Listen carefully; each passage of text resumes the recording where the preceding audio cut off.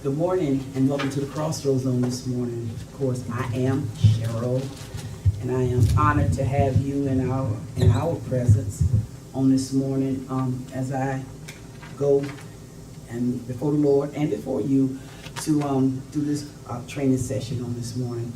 Welcome. It is Sunday. Truly, I hope and pray that you are thanking God for giving us this day, and not only giving us this day, but whatever God has for us in this day, that you will go forth rejoicing so that you can see it and be glad. Let me say this. I'm going to be coming from, and when I say I'm going to be coming from, everything that I basically am going to talk to you about today is going to be centered around 1 Samuel, the 10th chapter. Verses 1 through 7. I stop at verse 7, but I'm going to give you the history. I'm going to give you the backstory. And I'm not going to read the verses, but I'm going to give you the backstory to what 1 Samuel 10, 1 through 7 is saying. But before I even do that, I want you to know that I'm going to be talking to you about a becoming encounter. A becoming encounter. And I have a few questions that I don't need vocal answers, but you know the answers to the questions. You have these answers, and I'm going to give you the questions, okay? And after the questions, then I'll start. Number one, what are you doing? What are you doing, and who are you doing it for? What are you doing, and who are you doing it for? From what you're doing, what are the benefits? What are the benefits? Based on what you're doing, is there a worth to it? Can you draw from it? Can you live from it? Can you grow from it? And can you take it and cause it to benefit others? What is the length of time you have been doing whatever it is you are doing? How long? What is the length of time you've been doing what you are doing?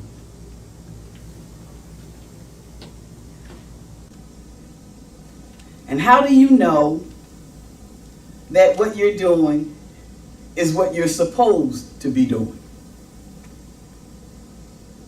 How do you know that what you're doing, that's what you're supposed to be doing? Now, that's a question that's really fully loaded. And I'm gonna mark that one myself, because I'm gonna have to come back to that. Just even saying that, I understood something. Yes. What have you accomplished so far from what it is you're doing? What have you accomplished? What is your end?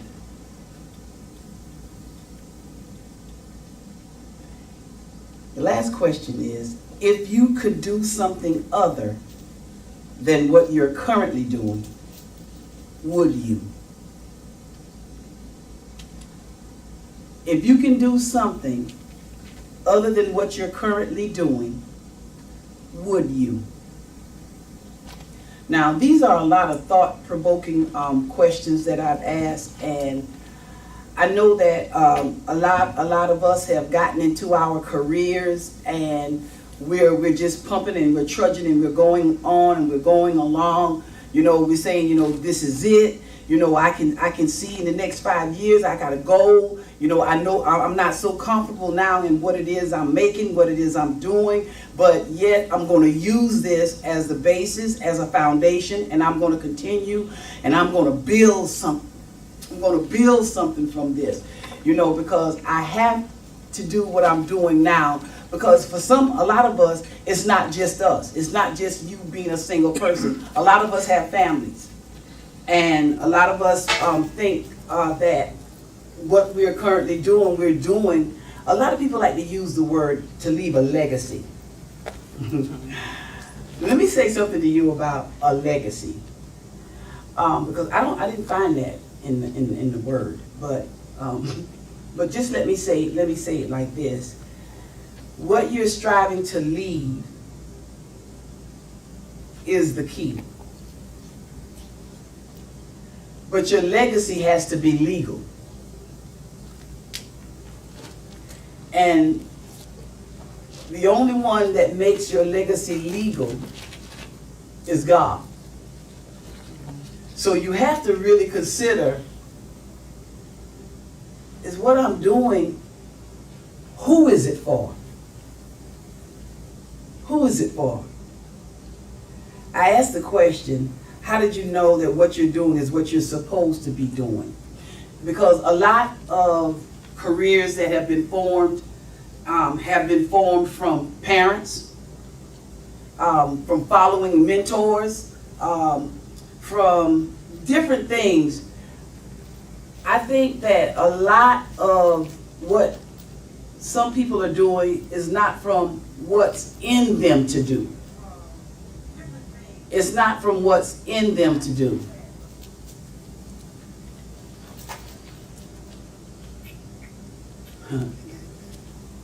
It's not from what's in them to do. I'm sorry, I had a temporary, I'd asked before I started that phones would be silenced, but that just took my train of thought. A lot of what we do sometimes, and a lot of what we are doing, is not what's in us to do. We have been told that in some places that you should do this, you should become this. This is what you got. This is what I hear. This is what you should be. And a lot of people have followed that direction with what someone have told them to do before, and what they say that they saw, or what they believe that they should be, or either what we listen to what our parents have said. However you got to the place where you are today, how do you know that what you're doing is what you're supposed to be doing? There is a way to know. That way is to know that you have a relationship with God, in God, and He is the one that anoints that head to give you what it is you are to do, who you are to be, and what you are to, instead of what, and who you are to become. Okay? Our minds today are not like the minds of like those of old. I'll say it like that. I say that because we think solely about us, me, myself, and I. If you don't have family, if you're a single individual, and then on the other hand, we think about our families, we think about our children, we think about our spouses. We only think to, our minds have been limited to the people who we have to think about, who we have to care about, who we have to do, what we have to do with them. It's limited. But if we're going to leave a legacy, it has to be to a generation. All right. And our minds, your mind, it does not, based on what you're doing, you can almost basically tell that what you're doing is not for the generation to come. It's not for a generation. It's only for me, myself, and I, or my family. I'm going to leave this for my family. I'm going to leave this to my family, to my children.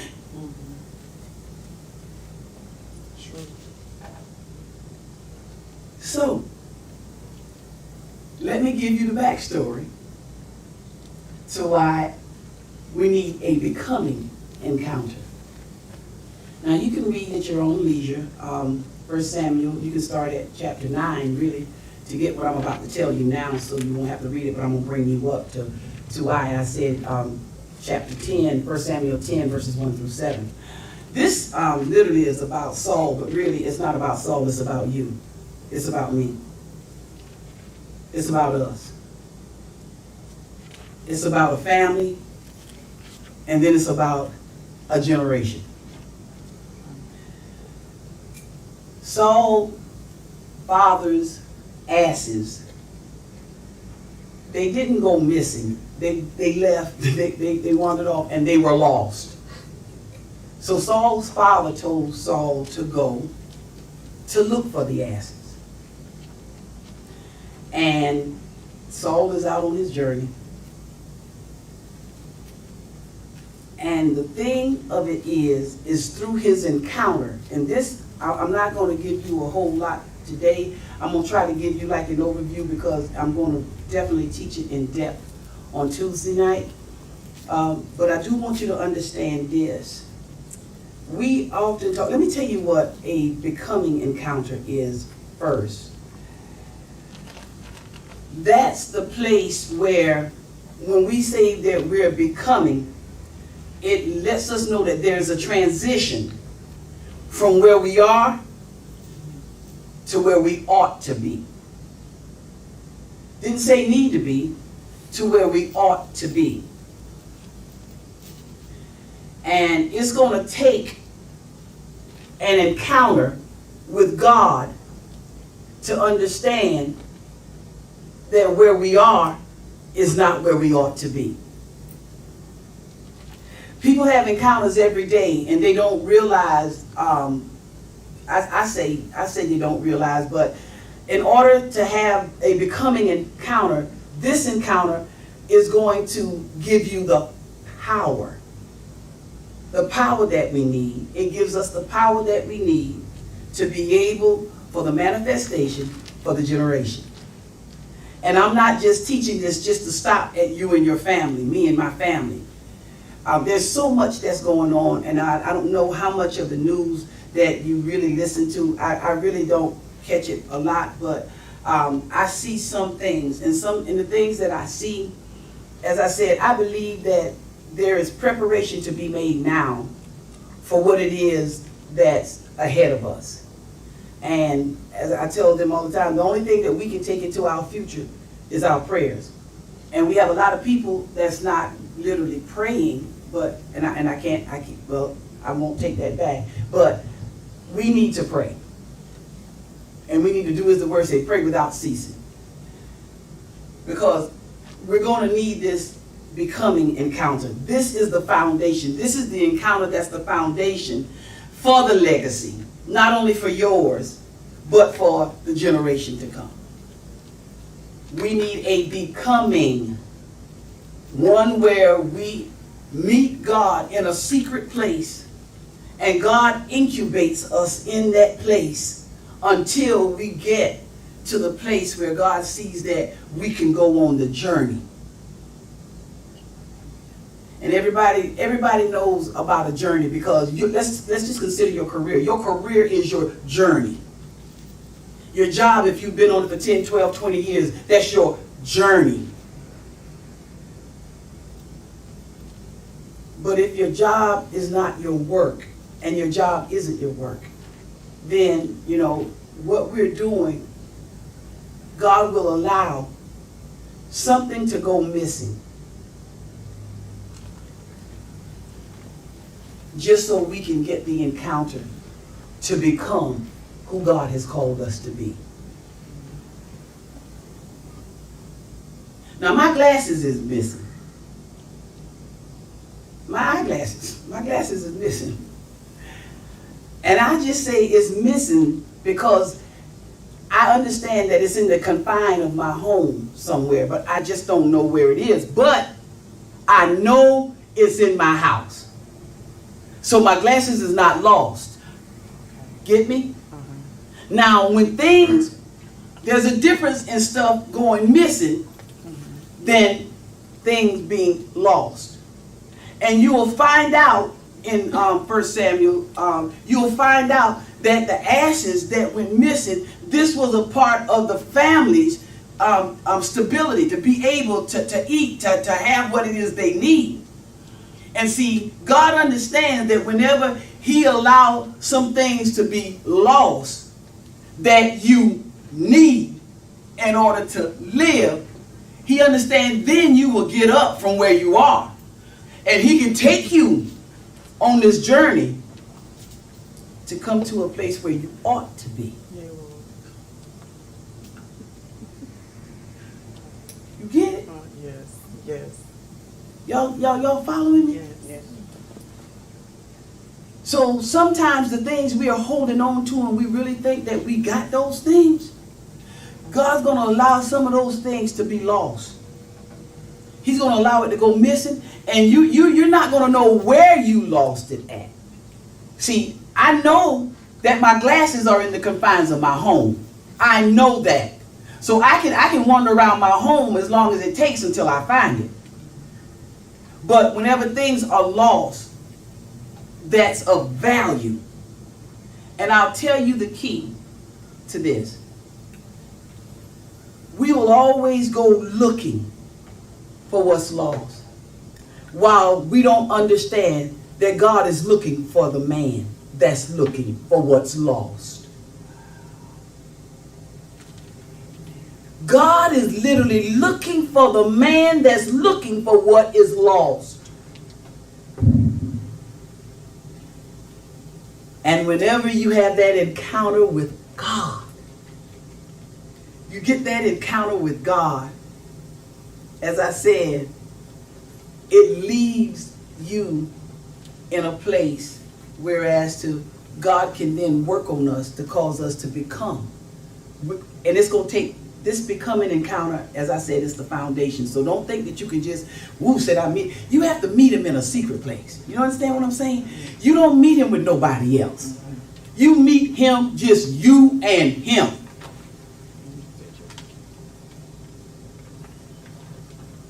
You meet him. You meet him. You meet him.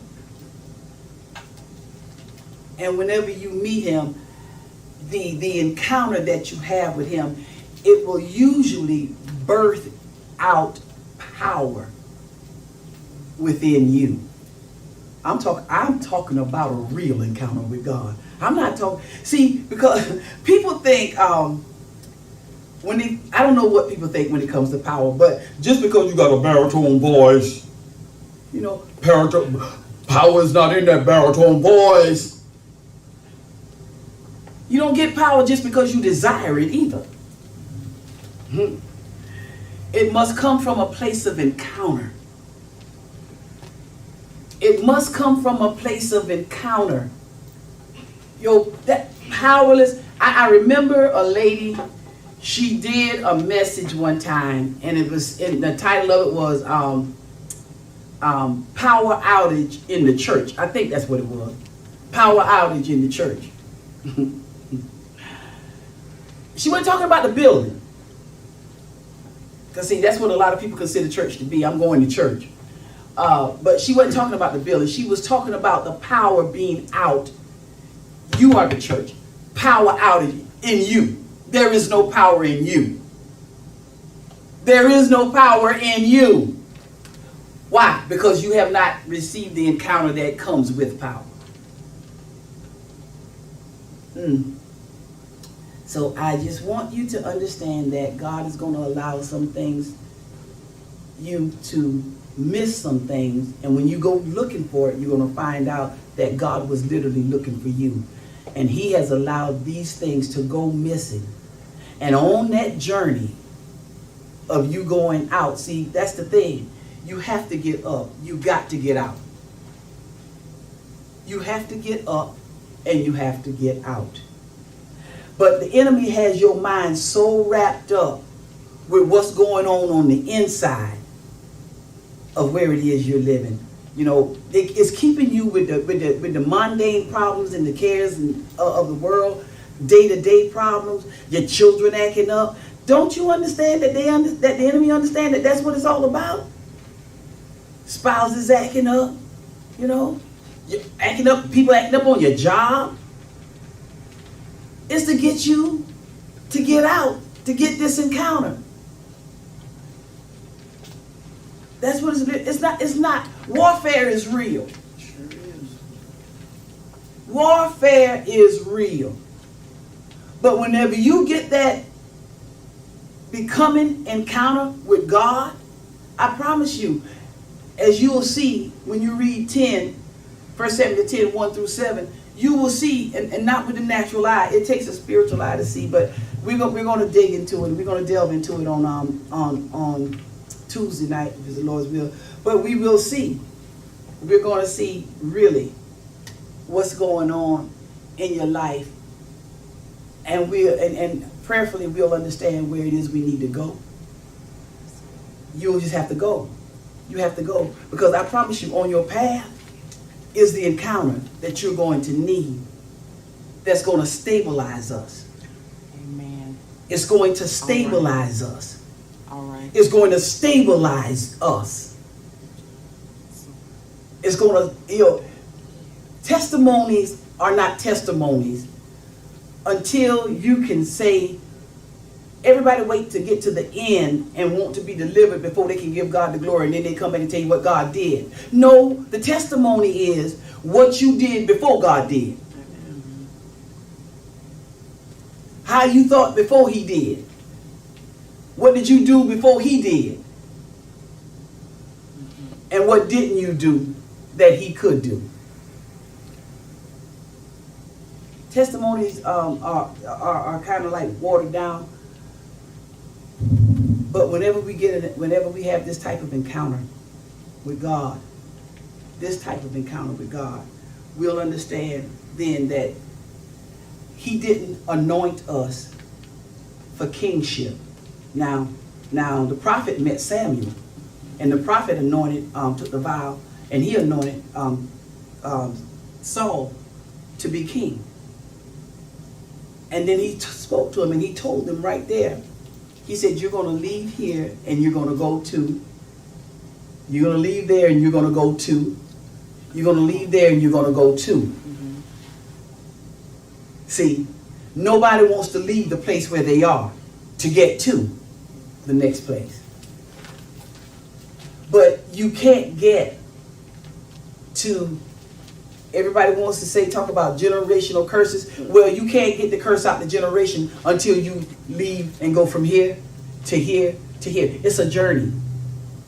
It's a journey. It's not a trip. So stop tripping. It's not a trip.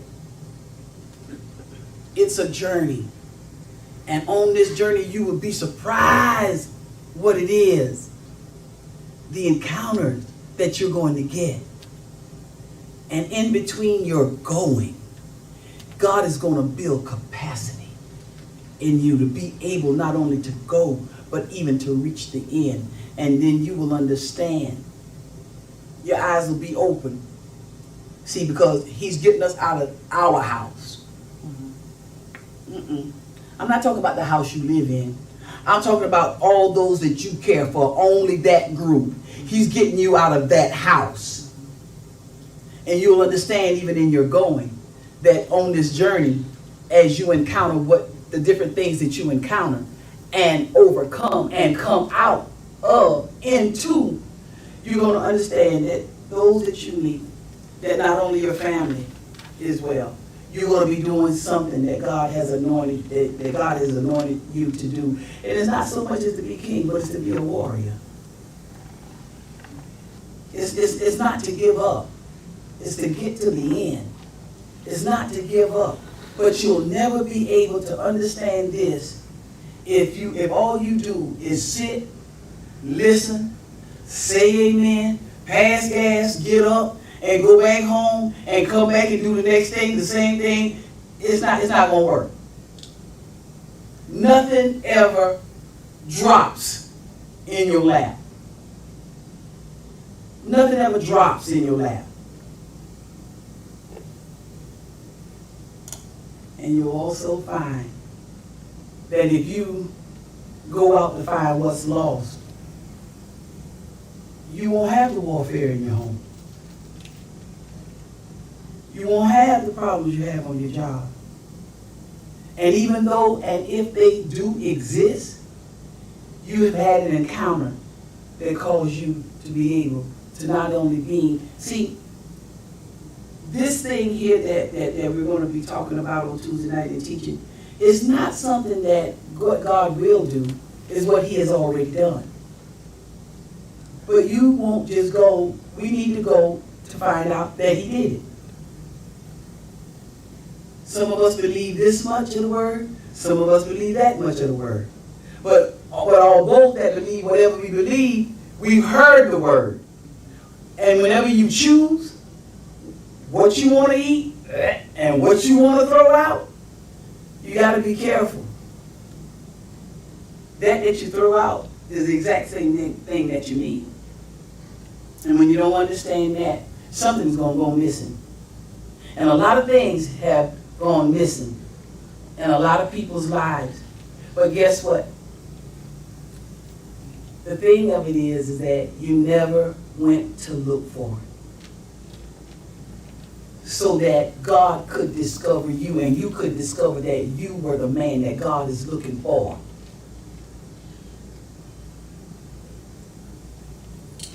Well, I'll just buy another one. I can't find it. I'll just buy another one. You have sold yourself short of the manifold blessings of what God has in store for you. That's why I say, with those questions that I ask, what are you doing? What are you doing? What's the benefit? And it's just because you can make the money to buy things with, there's still so much that's lost out there that you won't even go and look for so that you can be found. So what your real purpose in this life is, and who you were really brought here for, can be accomplished, can be had. As I said, that's just like an overview of what I'll be teaching on Tuesday. Blessings to you all. Don't take much, can't give you much, and a whole lot, because and I understand, because there's so much going on the outside. That's the world. And then there's so much going on maybe in your homes, on your jobs. You're having encounters almost everywhere you go. But that you don't have the power in you to ward off what's around you because you won't go. Oh yeah, I'm going to work because I need that money. See, that's your mindset. That's the mentality that you have. No, I'm not going outside. No, them people, they crazy out there. I ain't going outside. You stay wherever it is you stay. And as long as you stay physically, you know what causes you to stay physically? Your mind, your mental, your mentality. Your mind is what keeps you in the place where you are. If you tell your mind tell you to get up, you'll get up. Your mind tell you not to move, you won't move. But I'm going to tell you that there are things outside of where you are that's waiting on you to come look for it, so that you can discover who you are and what was placed in you and who is to benefit from it. Until Tuesday night, God bless you all. Be blessed.